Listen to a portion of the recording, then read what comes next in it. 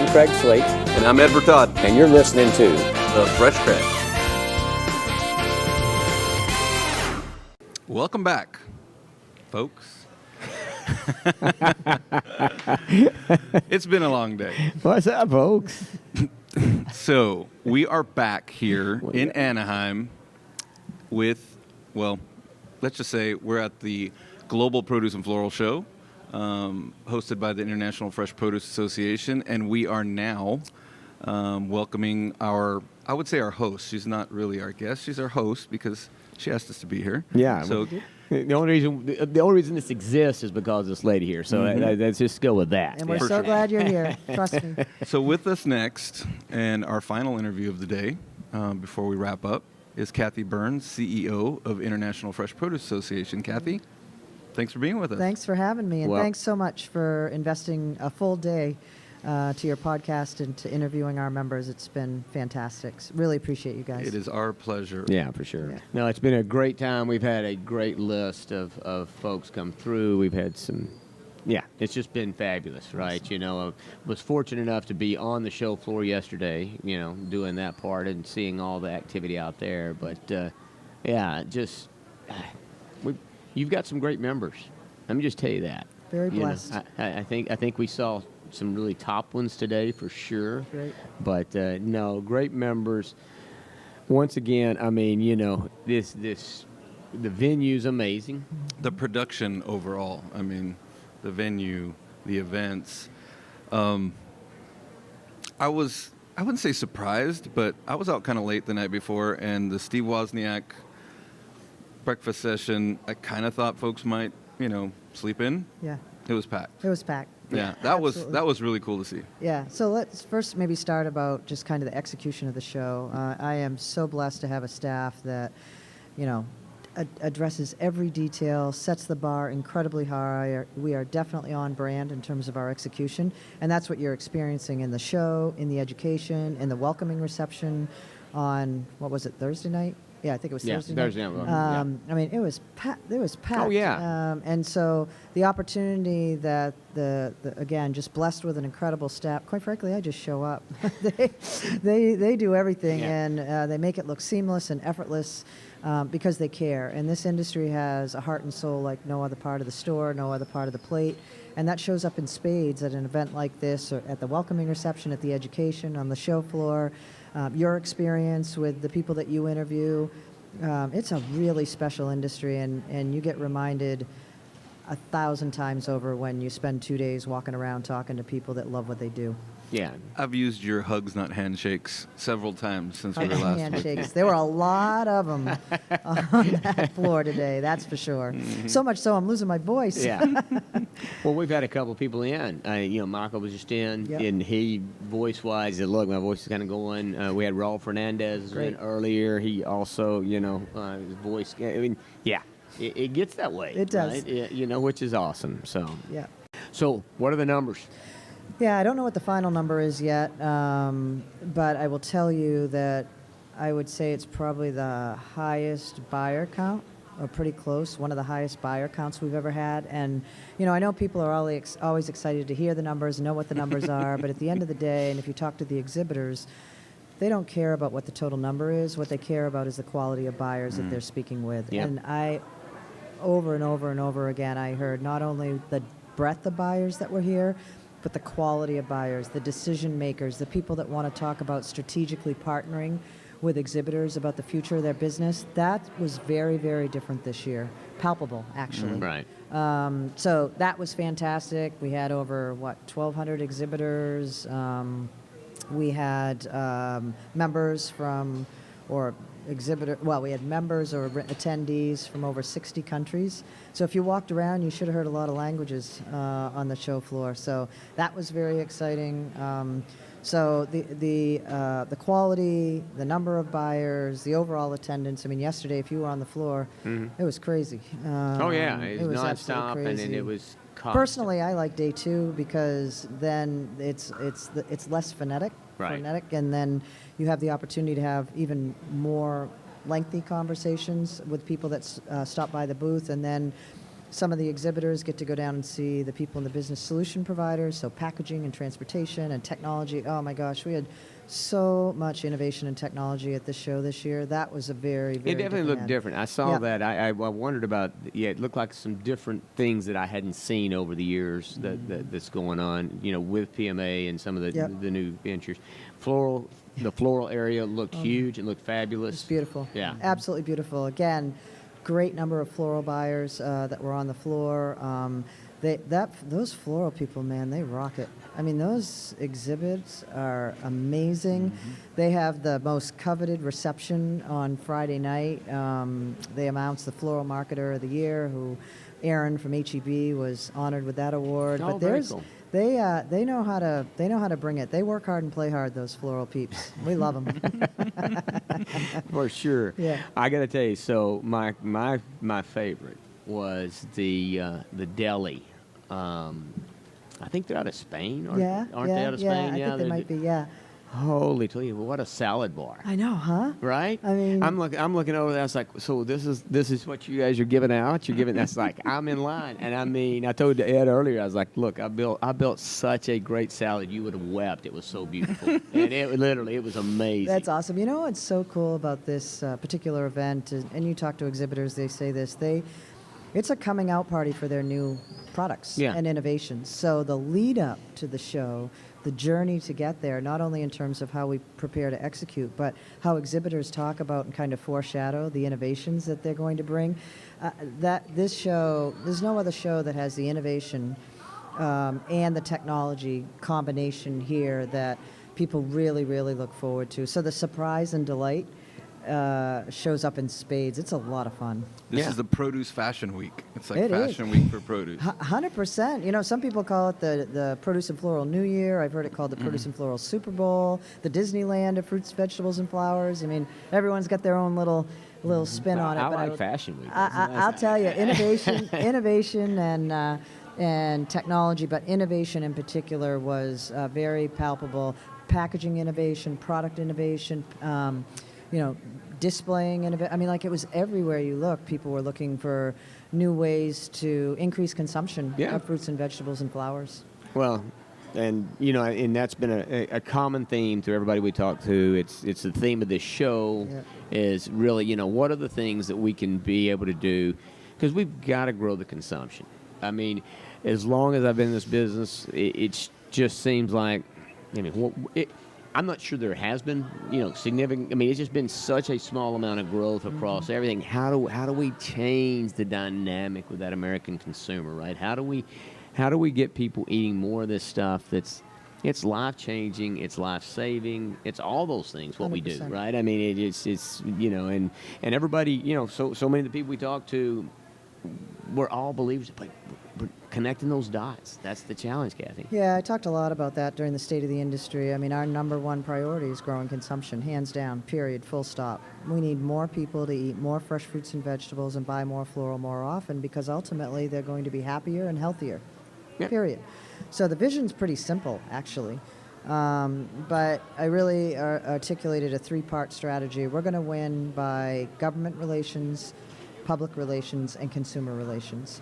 And so advocacy is our members' number one priority, and it's their priority, and they expect it to be IFPAs, and we're on it. But the way we're going to be able to do that, and where we're at the disadvantage of other food groups, is on grassroots advocacy. So the call to action that I will have for the industry, starting at SOI on Thursday and going forward, is I need more people at the local level to join our grassroots advocacy effort. Because what the other food groups do is, if there's an issue, they can activate that local level like that. Right. Talk to their people of Congress, talk to the administration, talk to anyone to try to influence what's happening. And so it's policy, for sure. It's marketing, for sure. It's making sure that our products are integrated. They become a habit. There's access issues. If it was easy, we'd be doing it Right, already. yeah, exactly. But it's multi-pronged for sure. But It's like a produce sheriff's posse. Sounds like. Yeah.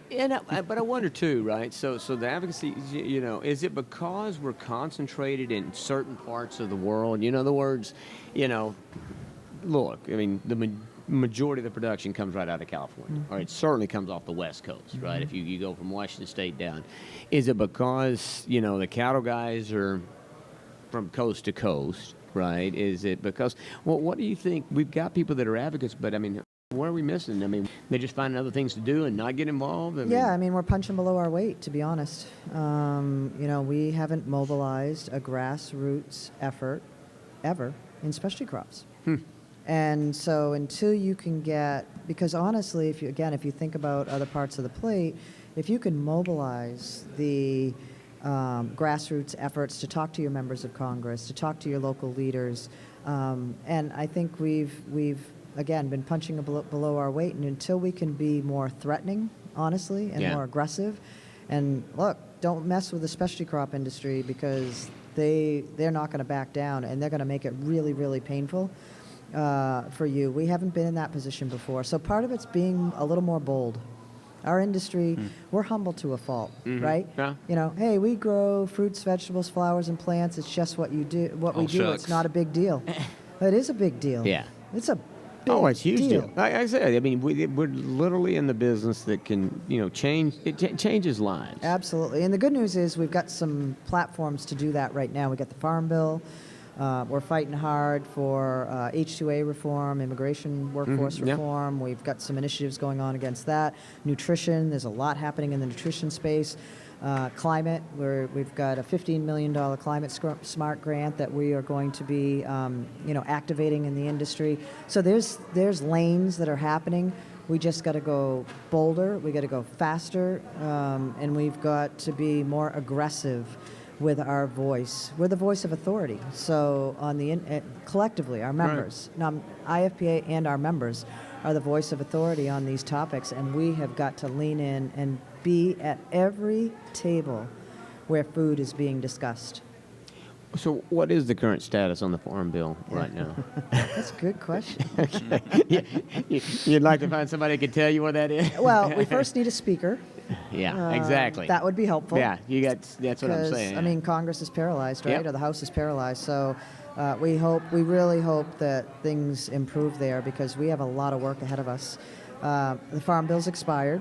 Yeah. Right? Expired September 30th. So now some of the programs are continuing to be maintained, but once we flip the calendar year, it's going to start to be more painful in terms of some funding.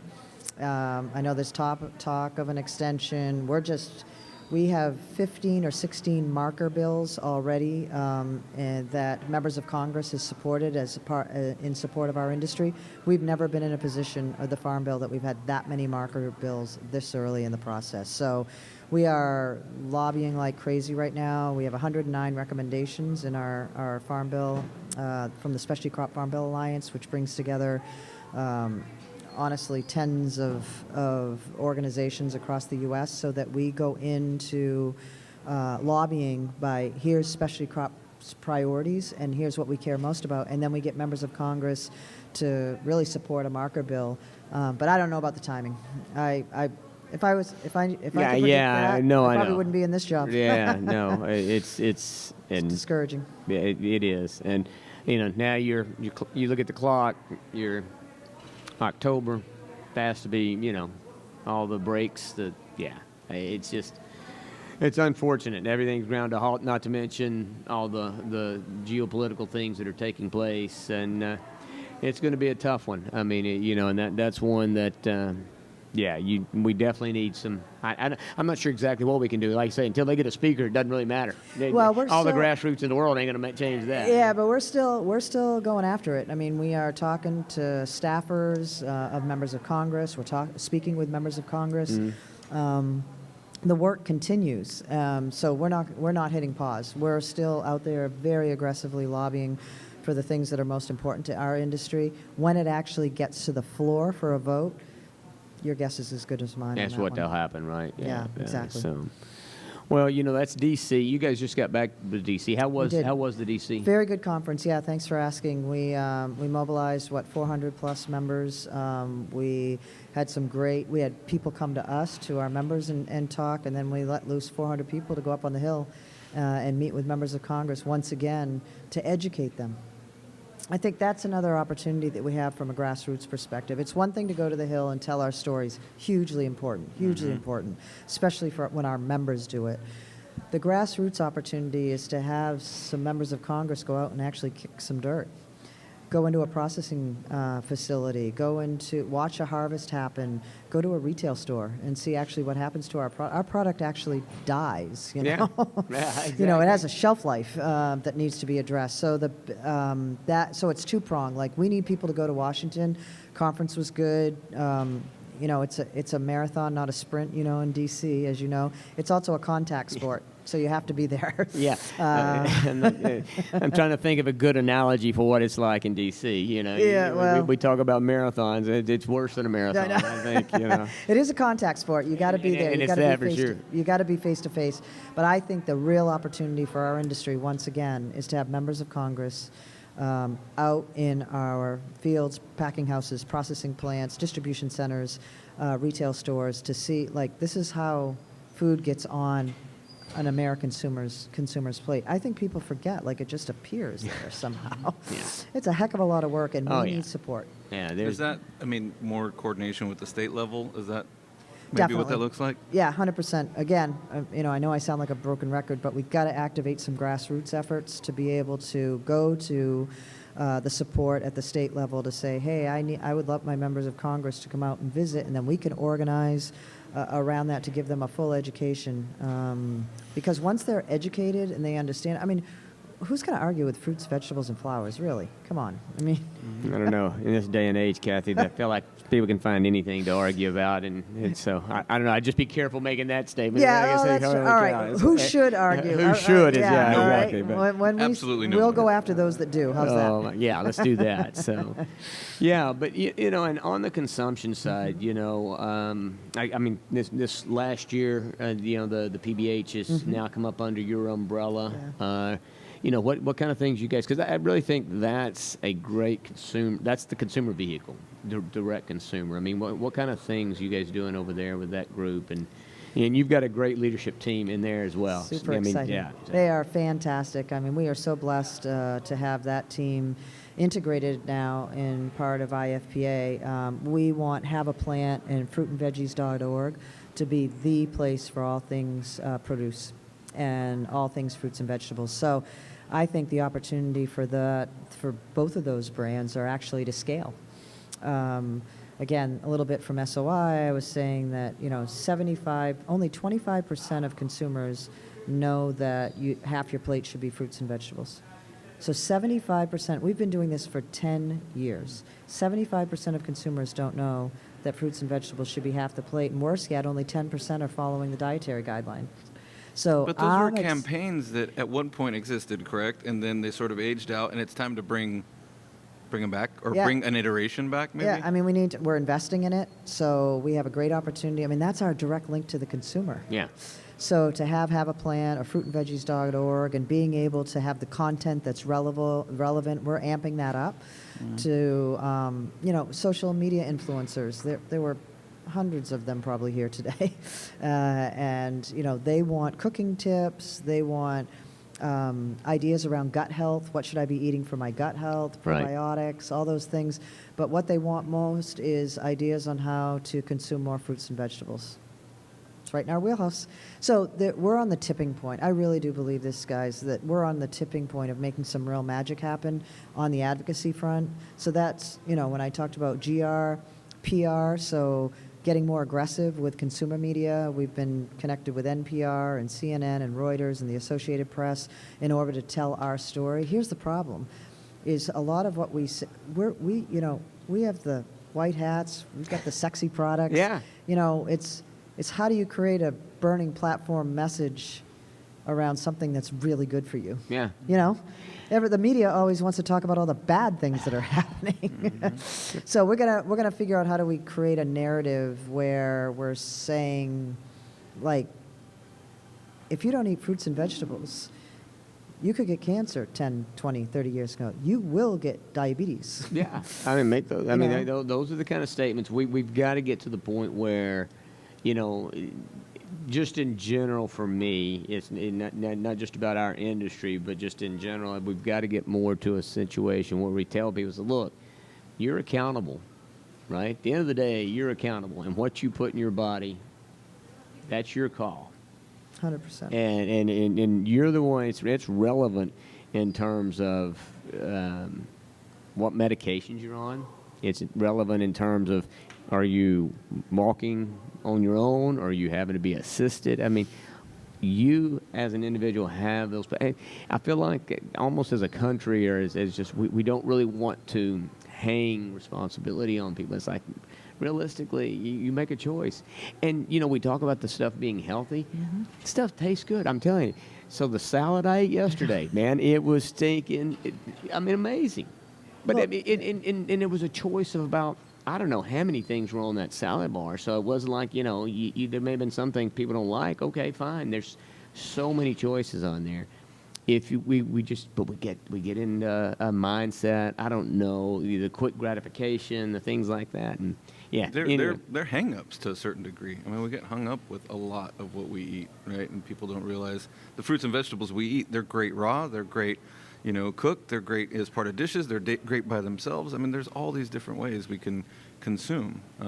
These guys are tired of hearing about it, but I just went to Spain for the first time, and I was great. super impressed with just the way they eat. Yeah. Whole foods. It's very pure. Real foods, very pure.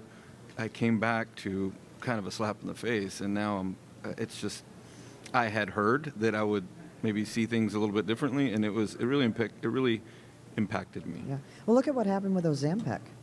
Ozempic was supposed to be a pill that treated type 2 diabetes, Correct. or diabetes more generally, and it was then positioned as a weight loss drug. It ended up being on FDA's drug shortage list.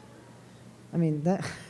And so the other thing I just heard, again, I talked about this at the State of the Industry, Weight Watchers has now said, we're going to take the drug route. We're going to prescribe drugs in order for you to lose weight.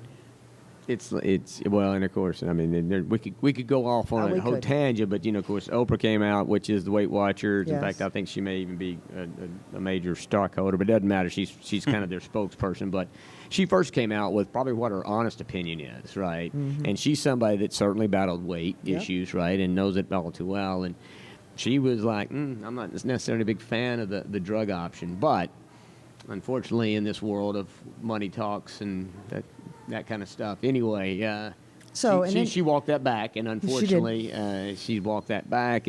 But I had the same reaction to me. It's just like, oh my gosh, it's like, for crying out loud, you don't need that, right? You need to put down the donut. That's it. Quit doing that. Go eat a salad. Your choices are yours. You don't need to have a drug to fix type 2 diabetes. Yeah, and I think, to your point about simplicity, and it's just easier, Some people some people choose to, focus on the PHARM versus the FARM for solutions. And so we talk about risking other sides of the plate, or maybe we're, really fighting against junk food. Pharmaceuticals coming. So we've got to be able to, get more aggressive and bold, because we have got, there's nothing better than breaking bread or eating fruits and vegetables, together, because it's cultural, it's community, there's everything great about it. And we've got pharmaceuticals coming at us, and that's going to be unacceptable. Yeah, it is, and like you said, the statement, we've got, as an industry, we've got to start to get bold. We've got to start to make statements like you said. Look, we can't necessarily say, we will stop you from getting cancer, but we can certainly say that romaine's not going to escalate or have the potential to cause cancer, and it's very likely going to help you prevent it. But even if you didn't say prevent, it's certainly not going to go towards it. These other things, sugars, and there's a ton of stuff that, you eat enough of it, you do enough of it, it will absolutely increase your cancer. Absolutely.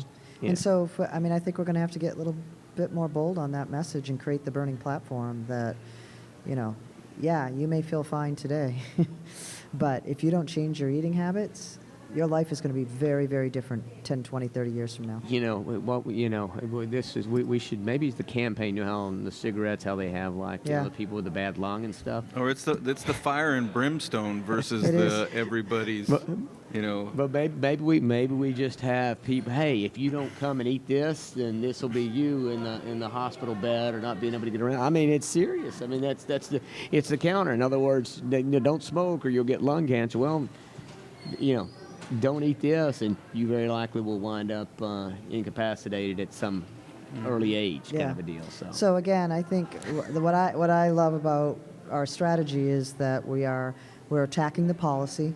Yeah. We're attacking the PR, and that will be both in terms of making sure that we're advocating for our industry 365 days a year and getting in consumer press, and then we're activating on the consumer level, whether it's fruitandveggies.org, Have a Plant, some of the the kind of the marketing campaigns that you're talking about. We have to address all three prongs of that strategy in order for us to make meaningful change. Yeah, I agree, and in this show and everything we do, we're up against the clock, and I know you've got to get on, but it's a blast coming to this. It's a blast to see everybody, but the reality of it is at the core of all of this and all we're trying to do, there's a big, deep meaning in what we do in this business, right? Yeah. I mean, we're literally changing lives, or the potential to change and affect lives. And it's not always easy. No, not easy, and if it was, everybody would do it. That's right. But it's good to be part of something that actually does have that, in its quiver, if you will, or whatever. It's just to know that we're part of, like I say, a life. We can improve so many lives, and we can make such a difference. And it's great to be part of it.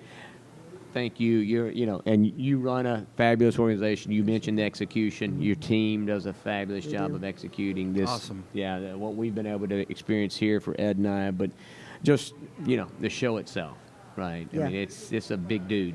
Yeah. Well, we appreciate that. At the end of the day, we need to get people to eat more fruits and vegetables and buy more flowers more often. We are laser focused on that. Activation. We've got some things in the hopper like scaling produce prescriptions, which is another program that we think has real merit and promise. Let's fight pharmaceuticals by prescribing fruits and vegetables versus a pill. So there's a lot of things that give us a ton of hope that things are going to change. It's going to take work. Yeah. It's not going to be easy. But easy was never the point. No, for sure. Changing the lives of the health of America is the point. And we're committed to do that. And honestly, it's through partnerships like these, people that care enough, you have passion, your purpose, the belonging of something bigger than what just the two of you do individually. It doesn't go unnoticed. So thanks for the support always, and getting the message out, because we need to do more of this. Yeah, and that's for us. We're going to keep trying to push that because it certainly has changed our lives, and and that's one of those things. I mean, it's the best testimonials, right? Is the people that's lives changed, right? And and that's for me what hopefully for everybody else, right? It's the more of us that have our lives changed that become willing to get out and talk about it and push it. So. And challenging our own people to walk the walk as well. I mean, the reality is, we don't always do it, but we try. Yeah. But just being conscious of it and walking the walk is a big deal. Yeah, absolutely. Well, like I say, fantastic show. Congratulations. Appreciate that. And we look forward. Next year, did we say it off camera? No, Atlanta. Atlanta's next we'll be in year. Atlanta next year. And then we didn't get to all the great things you got coming up, but the next big event you got coming up is when's your next gathering of the minds, if you will? Yeah, so we've got, we kick off a couple leadership programs. They actually kicked off here, and they'll go through a year-long development program, which is fantastic because we need to prepare those next generation of leaders, both at the middle manager level and the executive level. So that's happening right now. We've got first quarter, we've got couple floral events. We will have a booth at Berlin, for Logistica Berlin, so that's a great opportunity for us to connect with our international members. Right. We do an executive leadership summit there. And then our Washington conference, we've moved from September up to June. That's right. That's I heard that was changing. June that is cool. 10th through the 12th, I think. But it gives us some separation from this event, quite frankly. Right. And June's a very good time to be in Washington lobbying. So I am really, really excited about that. That's really cool. I know that's second quarter, but People need to put it on their calendars now. Yeah, no, for sure, because it doesn't sound. I mean, it sounds like it's a ways away, but this stuff moves quick. Quick. So Yeah, for sure. exactly. All right, well, Kathy, thank you very much, and thank you, Thank IFPA. you for having us. Yeah, Thanks for the support. IFPA, We appreciate and, it. Really and everybody appreciate that both was of you. behind the scenes making this happen. Your team, for sure. So Yeah. Appreciate you both. Thank you so much. Thank you, Eddie B.